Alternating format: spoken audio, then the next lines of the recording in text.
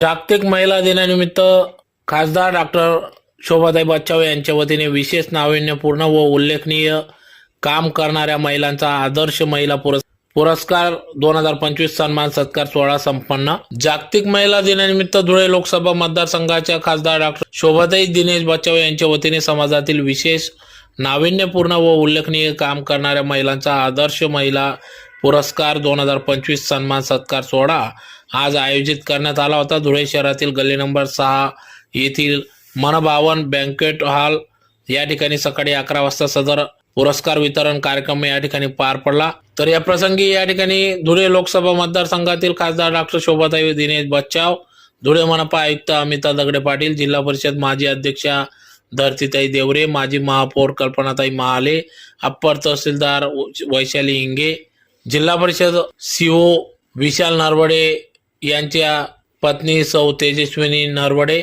माणिकराव पानगव्हाणेकर, शिवसेना उपनेत्या शुभांगीताई पाटील, काँग्रेस नेत्या प्रतिभा शिंदे, श्री शिक्षण संस्थेचे अध्यक्ष अलका बियानी, माजी आमदार डॉक्टर सुधीर तांबे, प्राध्यापक बाबा हातेकर, माजी आमदार प्राध्यापक शरद पाटील, शिवसेना जिल्हा प्रमुख अतुल सोनवणे, राष्ट्रवादी शरदचंद्र पवार पक्षाचे जिल्हाध्यक्ष रणजितराजे भोसले आदींच्या उपस्थितीत सदर पुरस्कार वितरण कार्यक्रम पार पडला। तर कार्यक्रमाच्या आयोजनामागील भूमिका खासदार डॉक्टर शोभाताई बच्चाव यांनी प्रास्ताविकातून मांडली।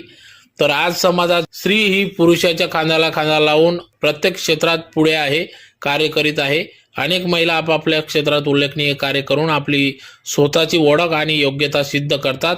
अशा महिलांचा सन्मान होणे महत्त्वाचे आहे, त्यातूनच इतर महिलांना देखील प्रेरणा मिळते।